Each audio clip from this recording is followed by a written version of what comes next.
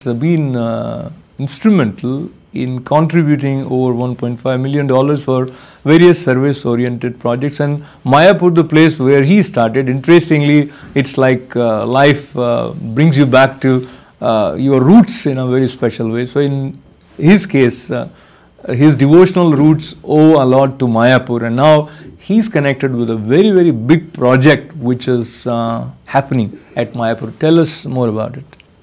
Mayapur is actually the hub or the foundation of the entire ISKCON movement, the International Society for Krishna Consciousness. Its founder, A.C. Bhaktivedanta Swami Prabhupada, he came to America in 1965, completely penniless. He came with $5. He did not know whether to turn right or left when he landed here in Boston. He insisted with one shipping magnate, Mrs. Morarji Desai, the Scindia Shipping Company, and she gave him a fare on her ship to come here. His Guru Maharaj Bhaktisiddhanta Saraswati Thakur, he had actually asked him to preach the Bhagavad Gita and Srimad Bhagavatam and the Sanatan philosophy in the English language. Taking that challenge, he came here. He established Krishna consciousness. He spoke to the American boys and girls. He was able to convince them of the philosophy and get a following. But then he always yearned to go back to India and establish Krishna consciousness in a proper way for the Indian public, to let them know that if the Americans and the Britishers and the Europeans can take this up in such a serious manner, why are you forgetting your own culture? Why are you forgetting your own philosophy? And for this, he established Bombay Temple, which is a very big temple at this time. He established a temple in Vrindavan, which is the birthplace of Lord Krishna. And he wanted a very large temple in Mayapur, because Mayapur is the birthplace of Lord Chaitanya Mahaprabhu.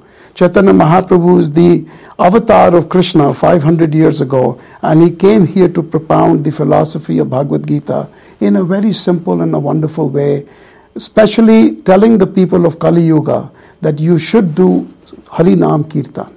And Harinam Kirtan is the way to purify your soul, a very simple method, and Chaitanya Mahaprabhu did that. So Srila Prabhupada wanted to preach this, for which he wanted to establish a temple very, very large, because with a very large monument, he felt the world would get their attention diverted towards Mayapur and wonder, what is this monument representing? So this is something that he asked Mr. Alfred Ford, who is the great-grandson of Henry Ford, the Ford Motor Company. He is a disciple and a follower of Srila Prabhupada for the last 45 years. He had asked him that you please help me with this project. So 8 years ago, Mr. Ford put a lot of his money. He has put in almost $30 million into this project. The total cost of this project is $75 million.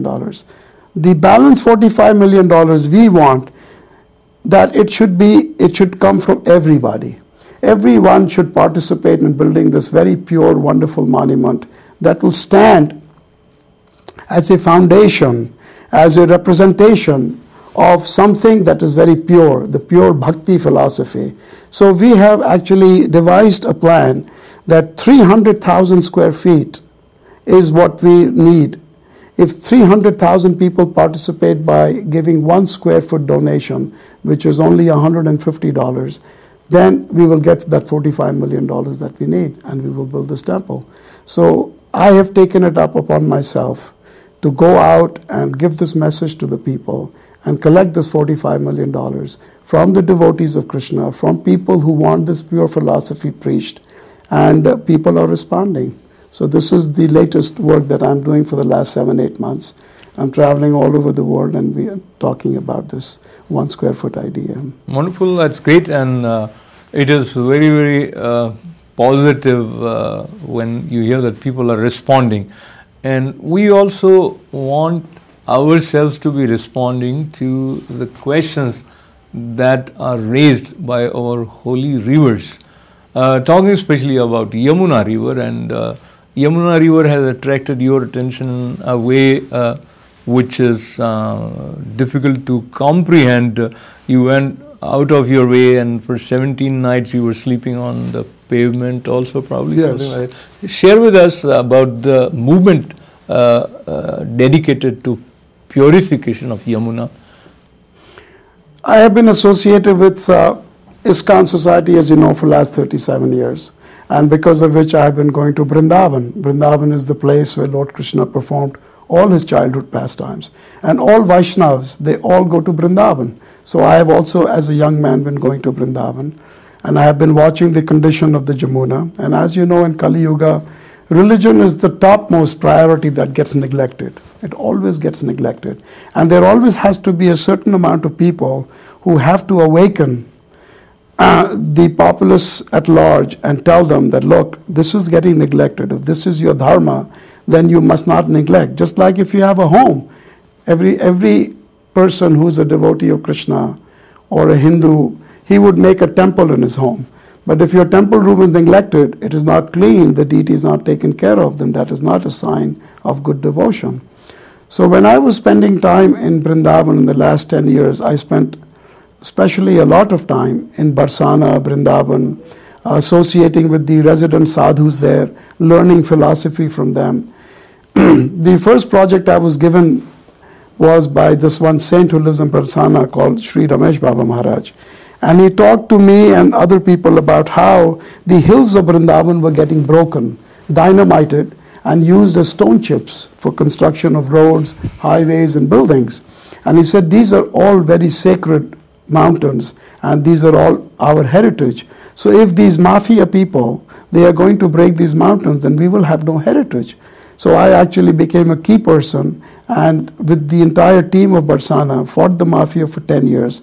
It was a dangerous thing to do because mafia, they have their vested interest and they can go to any extent. But we did get success. Along with Ramesh Baba and 5,000 of us, we sat on fast unto death for 48 hours. And the entire Brajvasis, they helped us.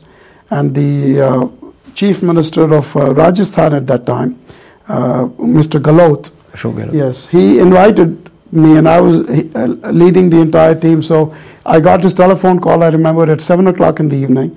And he said, you come to my house tonight and I want to talk to you. So I made a delegation of 15 people, reached his house at 1 o'clock at night. And we told him the entire thing firsthand, that this is what's happening. Under your nose, the mafia are breaking the sacred hills of Braj, and you better do something about it. Next day at 7 in the morning, it was Sunday, 7 in the morning, he had the Sachivali opened. He asked all the concerned ministers to come there, the secretaries to come there, and he wrote up an order saying that none of these things should be broken anymore. And he put it under what is called a forest department, a protected forest department. And that is it's a clause where you cannot break anything. And by evening 7 o'clock, he had the paper for us. He spoke to all of us, all 5,000 of us on the mic. And that's how we won. We had it declared as protected forest. And soon after that, 2.5 years ago, same Ramesh Baba Maharaj, he spoke to us about the Jamuna. And he was speaking for many years. And he said, the Jamuna, something has to be done. We investigated the condition of Jamuna. It is all there in the government websites. And Jamuna, right now, 3 billion liters of sewage, pure sewage of Delhi, is all being dumped into the riverbed of Jamuna. This is the situation. And 94% of the Jamuna water has been stopped at Hathni Kund, 200 kilometers north of Delhi, and is being taken up by Haryana district. And they are using it for irrigation. They are supplying this Jamuna water to Gurgaon, Sonipat, Pani, all these places. And the Braj is getting not a drop of Jamuna water in the 9 months of the year. The 3 months, of course, when there is a lot of rains and monsoons, they are forced to open the dams and they give us the water. But 9 months, so many people are coming to Braj. There are 8 million tourists and devotees that come to Braj. They take bath in the Jamuna, they do achaman, they bottle the water, take it home, not knowing it is pure sewage water of Delhi. So you cannot do this kind of work. Ye atyachar hai or nirachar hai. So we fought against it. We walked from Allahabad to Delhi. It was a 950 kilometer walk. It took us 1.5 months.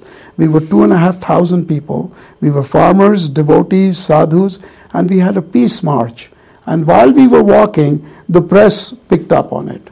And then we told the press the entire truth of what's going on with the Jamuna. It's completely a dead river. You've stolen her. So then the press helped us. And throughout that 2.5 years at Keshi Ghat, right on the banks of the